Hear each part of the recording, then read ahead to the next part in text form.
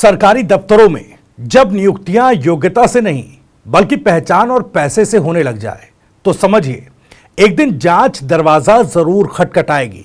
अब राजस्थान में ये जो जांच है किस किस का दरवाजा खटखटाएगी, इसको लेकर बड़े खुलासे आगे हो सकते हैं। लेकिन सवाल क्या है आज के? सबसे पहले आज के सवालों पर जरा नजर डालिए।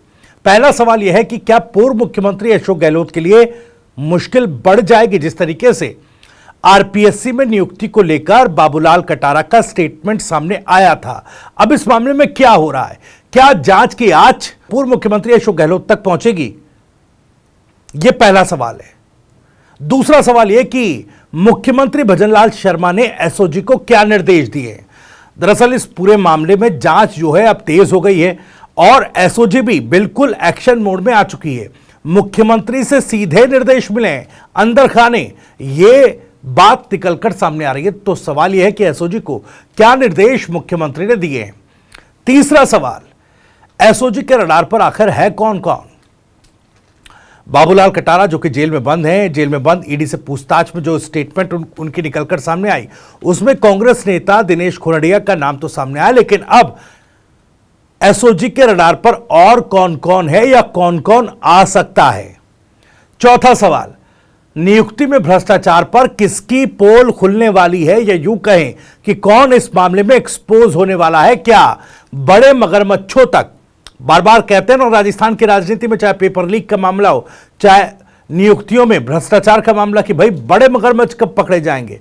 छोटी छोटी मछलियां तो पकड़ी जाती हैं, बड़े मगरमच्छों पर गाज नहीं गिरती। तो ऐसे कौन से भ्रष्टाचारी मगरमच्छ थे या फिर हैं जो सिस्टम में मौजूद हैं?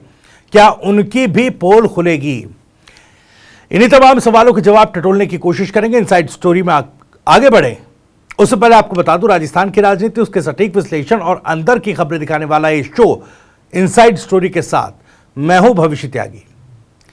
तो राजस्थान में आरपीएससी यानी कि राजस्थान लोक सेवा आयोग, इससे जुड़ा भ्रष्टाचार और पेपर लीक का मामला एक बार फिर सियासी और प्रशासनिक गलियारों में चर्चा का केंद्र बन गया है। फर्क सिर्फ इतना है कि इस बार माहौल पहले से ज्यादा गंभीर है। वजह साफ है, मुख्यमंत्री भजनलाल शर्मा के सीधे निर्देश और उसके बाद स्पेशल ऑपरेशन ग्रुप यानी कि एसओजी की बढ़ती सक्रियता। संकेत साफ है कि आरपीएससी नियुक्ति घोटाले में अब सिर्फ छोटे मोहरे नहीं बल्कि बड़े राजनीतिक नाम पर भी सुई घूम सकती है। वो बड़े राजनीतिक नाम भी रडार पर आ सकते हैं। इन्हीं में से एक नाम है कांग्रेस नेता और डूंगरपुर के पूर्व जिलाध्यक्ष दिनेश खोड़निया का। सवाल यह भी उठ रहा है कि अगर जांच आगे बढ़ती है तो क्या इसकी आंच पूर्व मुख्यमंत्री अशोक गहलोत तक भी पहुंच सकती है क्या? दरअसल आरपीएससी मामला ये फिर क्यों चर्चा में, इसको समझिए। दरअसल आरपीएससी से जुड़े भ्रष्टाचार और पेपर लीक के मामले कोई नए तो नहीं है। पिछली गहलोत सरकार के दौरान भी इस पर लगातार सवाल उठते रहे। कई परीक्षाएं विवादों में रही, युवाओं में आक्रोश था, विपक्ष सड़क से लेकर सदन तक सरकार को घेरता रहा, लेकिन तब कार्रवाई की रफ्तार पर सवाल उठते रहे। अब सत्ता बदली है और मुख्यमंत्री भजनलाल शर्मा बार बार यह संकेत दे चुके हैं कि पेपर लीक और भ्रष्टाचार को लेकर जीरो टॉलरेंस की नीति अपनाई जाएगी। इसी कड़ी में मुख्यमंत्री आवास पर हुई एक हालिया बैठक में एसओजी को यह साफ निर्देश दिए गए हैं कि आरपीएससी और पेपर लीक से जुड़े हर व्यक्ति पर सख्त कार्रवाई हो, चाहे वो कितना भी प्रभावशाली क्यों ना हो। अब सवाल यह कि एसओजी क्यों अचानक इतनी एक्टिव हो गई है? दरअसल एसओजी पहले भी इस मामले की जांच कर रही थी, लेकिन अब उनकी सक्रियता का स्तर बदल चुका है या बदला नजर आ रहा है। सूत्रों के मुताबिक मुख्यमंत्री के निर्देश के बाद एसओजी ने अपनी जांच का दायरा और बढ़ा दिया है और पुराने इनपुट्स, बयान और सबूतों को फिर से खंगाला जा रहा है। यहीं से देखिए, दिनेश खोड़निया का नाम फिर से जोर शोर से सामने आ रहा है। एसओजी के पास पहले से कुछ अहम जानकारियां मौजूद थी, लेकिन अब माना जा रहा है कि इन्हें ठोस कार्रवाई में बदला जा सकता है। अब समझिए दिनेश खोड़निया कौन है और क्यों अहम है। दिनेश खोड़निया डूंगरपुर के प्रभावशाली कांग्रेस नेताओं में गिने जाते हैं। वो जिले के पूर्व कांग्रेस अध्यक्ष रह चुके हैं और राजनीतिक हलकों में उन्हें पूर्व मुख्यमंत्री अशोक गहलोत का करीबी माना जाता है। आरपीएससी नियुक्ति मामले में उनका नाम सीधे तौर पर तब सामने आया जब एसओजी ने आरपीएससी के पूर्व सदस्य बाबूलाल कटारा को गिरफ्तार किया। इस मामले में उनसे पूछताछ हुई, कई खुलासे हुए। ईडी ने भी पूछताछ की। ईडी को जो दिया गया स्टेटमेंट था, उस स्टेटमेंट में साफ बाबूलाल कटारा ने कबूल किया है कि पैसे देकर के उनकी नियुक्ति की सिफारिश हुई है। अब पैसे देने के नाम पर उन्होंने कांग्रेस के पूर्व जिलाध्यक्ष दिनेश खुड़निया का नाम लिया था। अब उनका यह स्टेटमेंट पूरे मामले को एक नया मोड़ दे रहा है। बाबूलाल कटारा के बयान से कैसे केस बदला? दरअसल जो दावा पूछताछ के दौरान बाबूलाल कटारा ने किया है कि आरपीएससी सदस्य बनने के लिए उनसे डील दिनेश खुड़निया के जरिए तय हुई थी। कटारा के मुताबिक यह सौदा करीब 1,20,00,000 रुपए में तय हुआ था।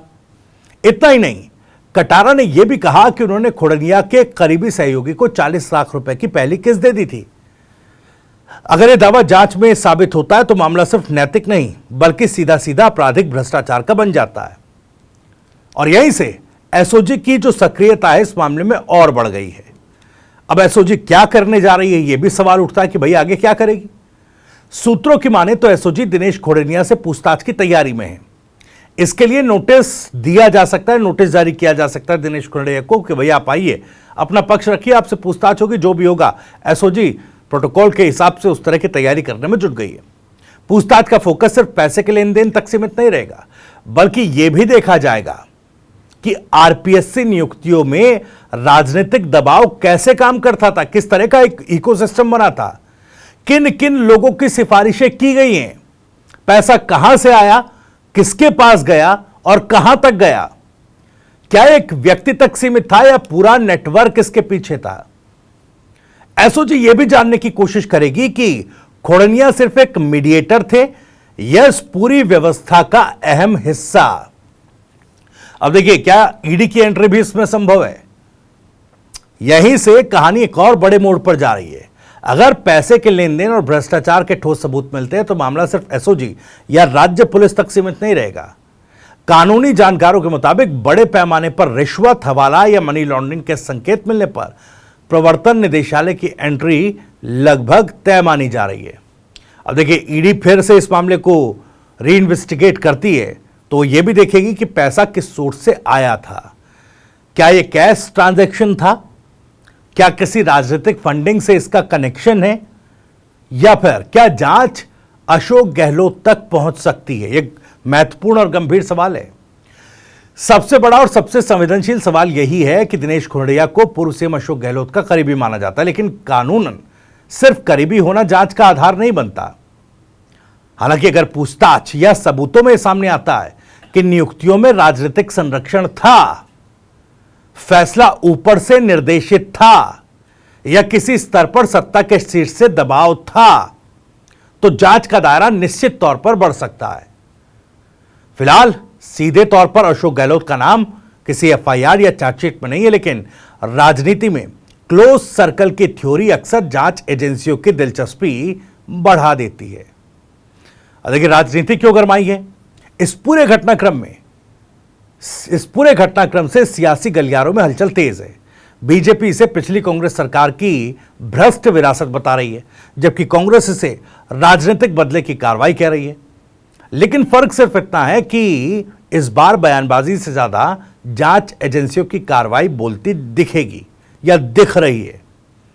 आगे क्या होगा?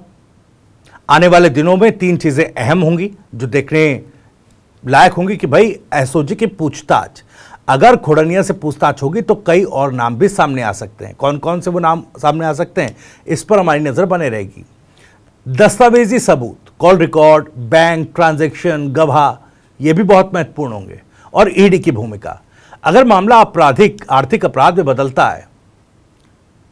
कुल मिलाकर आरपीएससी नियुक्ति घोटाला सिर्फ एक भर्ती घोटाला नहीं रह गया, यह राजस्थान के राजनीति, प्रशासन और सत्ता के गलियारों को हिला देने वाला मामला बनता जा रहा है। अब जो सबकी नजर है वो इस बात पर है कि एसओजी की अगली कार्रवाई क्या होगी और क्या यह जांच सिर्फ दिनेश खुड़निया तक सीमित रहेगी, इससे ऊपर भी यह जांच जाएगी। इसी सवाल के साथ इनसाइड स्टोरी में इतना ही। वीडियो और जानकारी पसंद आई हो तो वीडियो को लाइक करें, ज़्यादा से ज़्यादा शेयर करें। आप भी इस मामले पर कुछ कहना चाहते हैं तो कमेंट बॉक्स आपके लिए खुला हुआ है। अपनी बात, सवाल और राय कमेंट बॉक्स के जरिए तक पहुंचा सकते हैं। राजस्थान से जुड़ी और भी तमाम खबरों को सबसे पहले जानने के लिए सब्सक्राइब जरूर कर लीजिए। TV9 राजस्थान। नमस्कार।